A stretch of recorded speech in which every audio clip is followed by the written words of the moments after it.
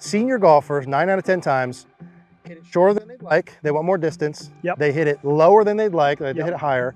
And then it's more towards low pull or like weak fade. I will slowly start to drop the right foot back. Now, as a general rule, the tighter your hips are, the more you're going to want to drop that foot back. And if I can get the hands from this downline view roughly over the ankle, if you can get it over the heel, amazing, but roughly over the ankle, you're going to be in a prime position. So a great swing thought that has worked phenomenally with a lot of my senior clients, and any golfer really that struggles with getting the club up, is if I take the trail shoulder from the downline view, is I'm going to feel like my hands swing under it on the way back and under it on the way down. You're going to grab a tee, place it in your left hand just like so, and I'll get you to do this in a second, Eric. And then from there, you can see at address this tee's pointing forwards. I want to get that tee pointing at me on the way back. You can see that's created set, got the club up in a nice light position, and back at me on the way through. Tee at me, tee at me. All right, guys, we're out here with my good buddy, Mr. Giles Gill. Appreciate you being out here. Thank you for having me, Eric. Today's video, we're talking senior golf swing, the easiest way for senior golfers to play. We're going to go through a couple of pieces in today's video. While we're not senior golfers yet, either of us, hopefully we will be one day, we certainly have coached a lot, thousands of senior golfers. And so we found things that work really, really well and some things we want to probably stay away from. And for senior golfers that we coach, right, a lot of them or you will want the same things. We want more distance. We want something that's easier for our body. We might not be able to turn and side bend like the pros on TV, right? We want to get rid of some of those low left, weak right shots, and all of the pieces today are designed to be able to solve those. And Giles, I would say when we're talking golf swing, let's go over the setup stuff first, and then we'll kind of build our way through backswing and downswing. Yeah, for sure. And if we sort of state the obvious, as our bodies get older, you know, we get tighter. And one of the things the studies show is essentially kind of our lower body gets really tight, and then we have a little bit more flexibility as we go up. So we've basically got to build a setup around making this as user-friendly, as easy as possible, like you said. Now, one of the sort of, I'll call it death moves we do not want to do is if we are a senior golfer or any golfer that just lacks mobility, is we want to have that straight back. We do not want to have that. I know it looks great for Rory. I know it looks great for Adam Scott. Those guys are in their prime. We need to build something less like this and a little bit more user-friendly. So for me, when I'm looking at my clients, I want to see their butt is pretty much over the heels, maybe just slightly outside. They have a nice neutral lower back and a soft curve to the upper back. Now, I know a soft curve to the upper back might be a little bit against kind of industry standard, but that gives me the room to be able to have some movement. If I'm already pinched back here, I don't have any movement. Totally. Some of the old school like Jack Nicklaus, Johnny Miller, Arnold Palmer, a lot of really great players who will demonstrate that sort of posture we'll put on as we're talking about that. For sure. And even if you go off and look at, is it the Champions Tour? Yeah. Go look at those guys. They are those posture positions. It's easier for the body. And a nice general rule is if you can't hold your posture for 60 seconds, chances are you're probably out of position. It's very hard for your body. So an exercise I like to get golfers to do is grip the club normally and just stand nice and tall. Now from here, we are nice and relaxed. Hips are level, legs are locked out, and we're just gonna lower the club down so the shaft points very much at the belt buckle. And this is sort of pre-setting, you can see just a little bit of wrist hinge. Now from here, keep your legs straight and resist the urge to push your hips back. You are just gonna let yourself bend and round forwards without dropping your arms. You can see that gets some curve to the upper back. And then if I just crack my legs, that's a nice relaxed position here. And if I just hold this for 10, 20 seconds, I'm not feeling any pain right here. It feels nice and relaxed. I feel a lot taller. I feel a little bit of curve, and I just feel like from here, I'm ready to produce a little bit more of an effortless swing. Love that. And then setup wise, anything else you would do with feet, upper body, lower body? Yes, so one main thing, like I said, is our lower body gets extremely stiff, and it's sort of just a degeneration of our spine as we get older. And also we sit down a lot. Now, one thing that we would do, and I will sort of see it as a sliding scale. It's not like you must do this. You kind of can play with it. Is I will slowly start to drop the right foot back. Now, as a general rule, the tighter your hips are, the more you're going to want to drop that foot back. The most I would go in terms of out on the golf course is your right toe in line with kind of the left heel. That's the very most I would go with a driver or something like that. I would say a lot of people will be good if their toe is right in the middle of their lead foot. And that there presets just a little bit of hip turn. It allows me to then get the hands working more around me. And the great thing is feet don't control path. I could hit a fade from here, and I'll do it right now with my right foot back. I can still hit a fade. And that's because the upper body, the forearm alignment, that's what controls path. And so obviously the foot being back to preset some of the hip turn to make it easier to get the turn on the way back. And then you mentioned the backswing. Let's kind of do the good versus bad with the hand depth on the way back. So the bad one is where we see the hands work upwards too much. Yeah. So if you imagine if I'm just stood up here and I just make a swing, I go back and around and come back.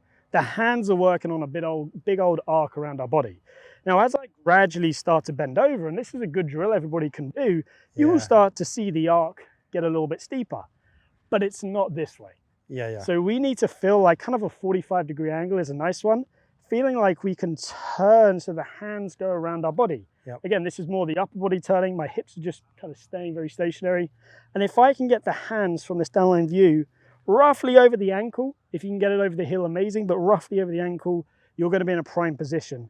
So this, by dropping the foot back, gives me the space to work the club inside and get it into a nice position right here.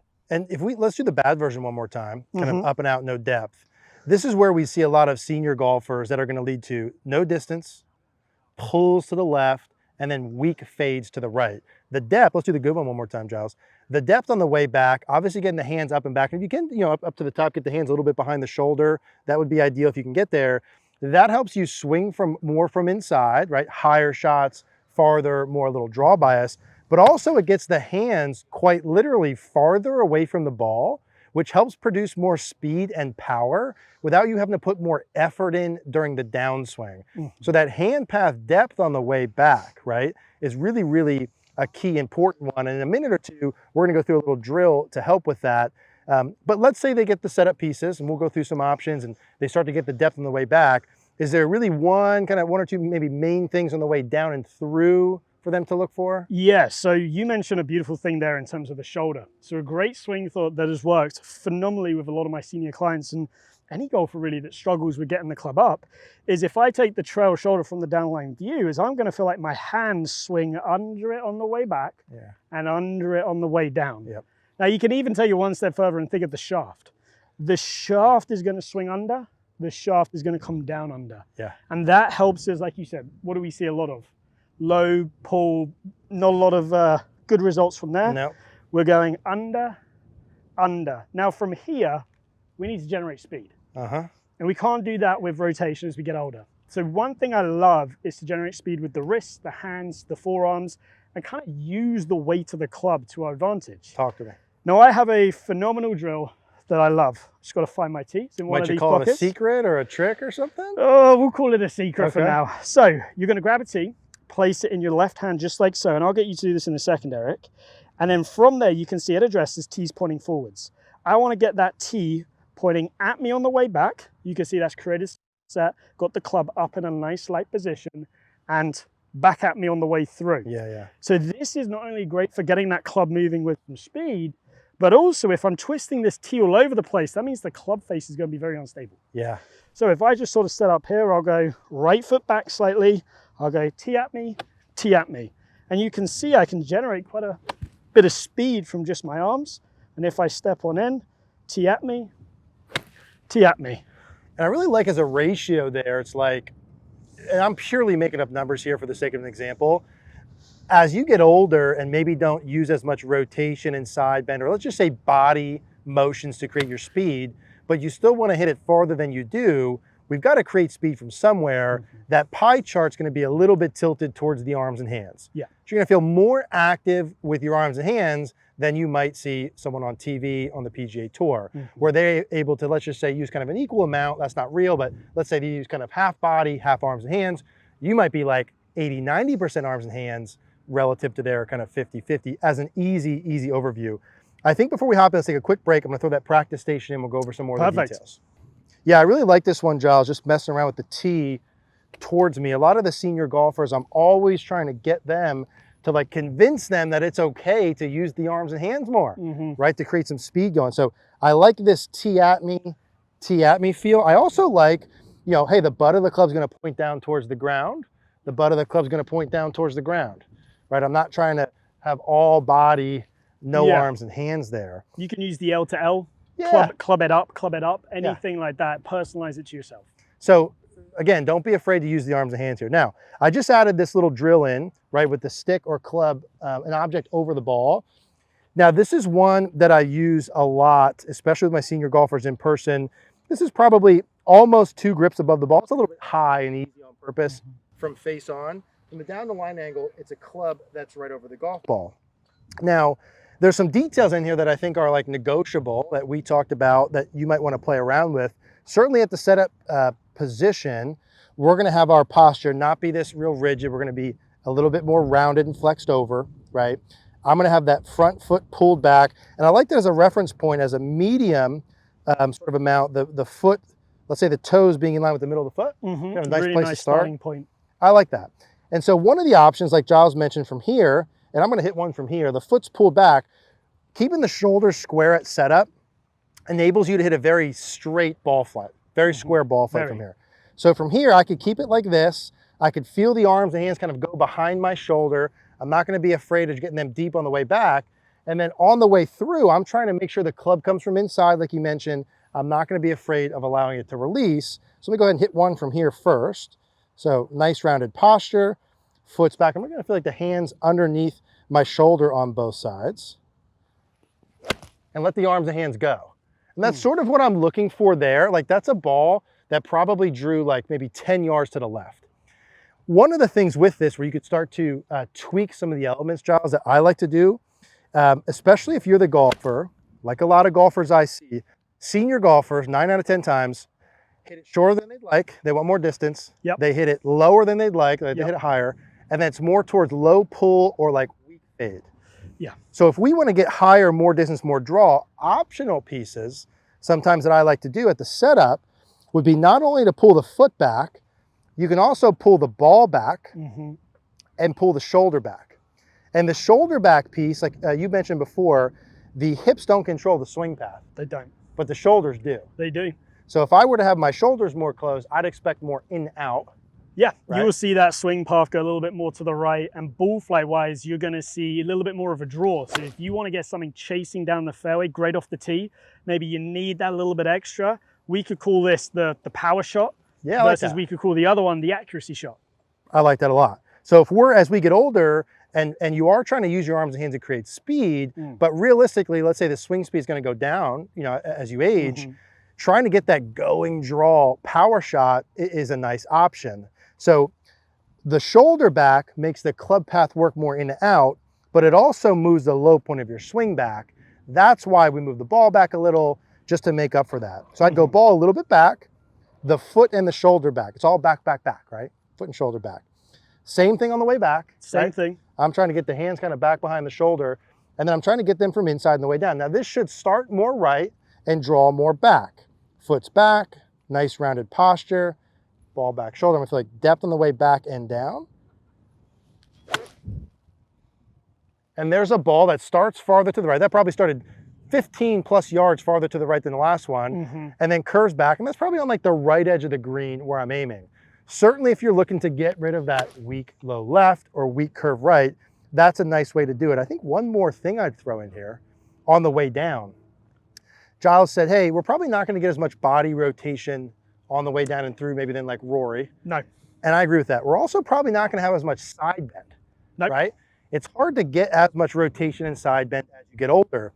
And so one of the pieces you could throw in with this, okay, as we're trying to get this going draw pattern, is I would say it's okay for you, kind of like a Bryson DeChambeau, to have this little bit of a higher right shoulder, not trying to crunch down so much, be a little bit easier on your body. The cons of that is, again, it might not be the most accurate pattern, but you can get some more power, you can get some more draw to it.